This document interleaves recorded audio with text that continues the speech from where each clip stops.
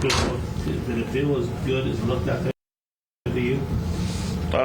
Yeah, I felt pretty good. I know we needed this game. It's a big-time game for us, and I think everybody kind of knew that, and we went out there and we showed it. Guys really fought their tails off and went out there and was extremely aggressive, and defensively, I think we had a great game plan, and we went out there and executed it. How often are you looking at the standings? Because you just mentioned it, but how often are you kind of looking at the standings, seeing where teams are moving, where you guys are at, things like that? Yeah, I mean, I'll say I look at it every day because I just watch basketball, and then whenever you watch basketball games, whoever team it is, they bring it up. So, I mean, I see it every day. But right now, I think the main thing that we're focused on is stepping in the right direction. I mean, I feel like guys are, coming back or whatever, and we need to be stepping in the right direction come playoff time. And I think we're doing that right now. You mentioned after the Milwaukee game that it felt like you guys were finding an identity and how to play without Joe. Obviously, you would love to have him out there, but how important is it for you guys to continue to find this identity without him on the floor? Yeah, it's extremely important. I mean, going into the NBA season, you don't plan to not have somebody, you know what I mean? Especially an MVP like Joe.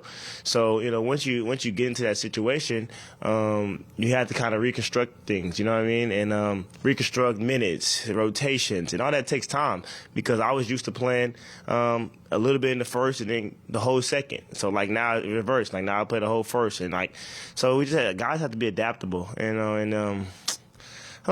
I don't know, man. It's been good for us, though. I think guys are playing extremely hard. Shout out to KJ. He came in, played hard today. Mo Bamba and P. Reed were really good today.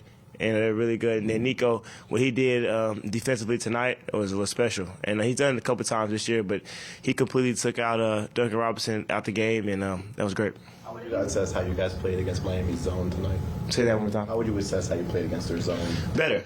Last time we played them, they completely changed the game in their zone, and we ended up losing, I think, because of that. I mean, we played them well the entire game. They went zone, and it just slowed us all the way down last time. But we were prepared, and we worked on it in there in practice, shoot around, and we executed it. I mean, sometimes it slowed us down a couple of times, but for us to be able to get shots out of it, we found guys that we need to find, and it was good for us. What have you learned in this time without Joel that you're most excited to maybe use with him back, or that you think could be made easier in your game if you were to have him back? Yeah, I've learned a lot. I went through some things. I mean, and I think when he first went out, it was hard for me to adjust to like the traps and the double teams and stuff like that. I wasn't used to that. And then I realized now, when I can attack, when I should attack, when I can get to the paint and pass, how to kind of manipulate the defense and when they come trap, and I can swing it and get guys open shots. So that's what I think I've gotten better at. And then just being aggressive. Coming out early, I come out extremely aggressive to try to make them, force them to trap, force them to put multiple people on the ball. So now, my teammates get open shots and they're able to execute that way. Speaking of adjustments, you've also been playing with more ball handlers recently with Cam and Kyle. How do you think that's gone for you so far? It helps a lot because multiple ball handlers out there, it helps because of the pressure or whatever. But for me, coming off ball screens, they've been trapping a lot. So it's like I can get the ball to K-Lo and kind of play off the ball. You know what I mean? Kind of play off the catch a little bit. And Campaign's been great as well. He's been going extremely hard since he's been here. He's a breath of fresh air.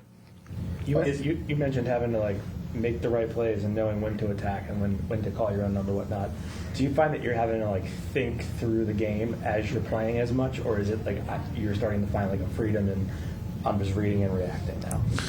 Yeah, I think I watch a lot of film, so when I watch whoever we're playing before the game, I kind of know now, okay, they're going to do this. They've done this in the past to certain guards, and I try to go off that. And then when I go into the game, if they change their coverage, if they change, now I'm reading and reacting.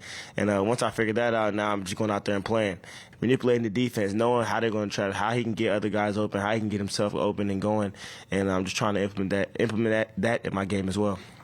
Just looking ahead to this road trip, obviously you guys are going to be playing the Clippers on this trip. I guess, what are your thoughts and feelings on facing James again? And what's kind of the biggest lesson that you took from him during his time here? I learned a lot from James. I say it all the time. I appreciate him, and I still talk to him to this day. So I can't wait to see him, hug him and guard him a little bit and mess with him a little bit. But it's going to be great, honestly. But we can't focus on the Clippers. We got to focus on Phoenix right now. You know what I mean? It's going to be a tough 4-game road trip for us. We'll go out there and get a little sun and try to win some games. You had a lot of success from mid-range tonight, Tyrese. I know the league has transitioned to a lot of, threes and layups, but as you head toward the playoffs, how much is that in your mind that that's got to be part of the package for you? Yeah, for me, last year, it's funny. I'm going to bring this up, and I know my dad's probably going to watch this, but when I was in high school, he's just like, all you want to do is shoot threes and layups, shoot threes and layups. And I'm like, threes are 3 points and layups are easy.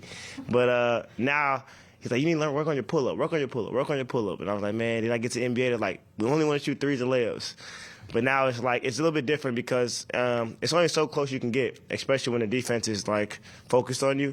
So instead of like sometimes challenging bigs, if I can get to a certain spot and, work my way there and just rise up and shoot a nice little touch shot, a nice little midi, then that's the best shot at that possession. And I've been working on it a lot, and I trust it now. So it's going to be big come playoff time because like everybody, all teams do in the playoff, they try to take away threes and they try to take away layups. So, shout out to Sam because he always says those are full quarter and playoff shots, and I think we're going to need some of those. So you're saying your dad was right? Have you admitted that to him? He was right, and I told him, I think right after All-Star break, I said, man, you were right, man. I have to implement a pull-up game, but it's different, though. Like, my role was different, last year and years past. So I didn't need it as much then, but I think it'll come in handy late.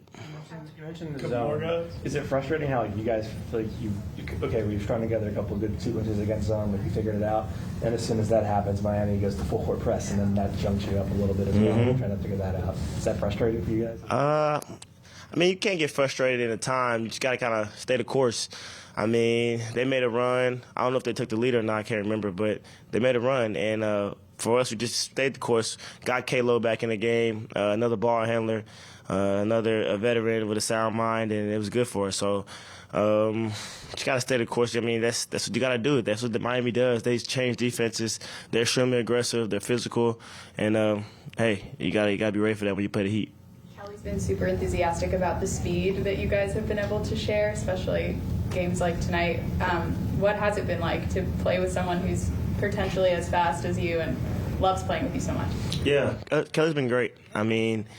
He's had so many different roles this year. He's came off the bench. He started. He had to, sometimes be second option, third option, fourth option. You got to cut. You got to play ISO.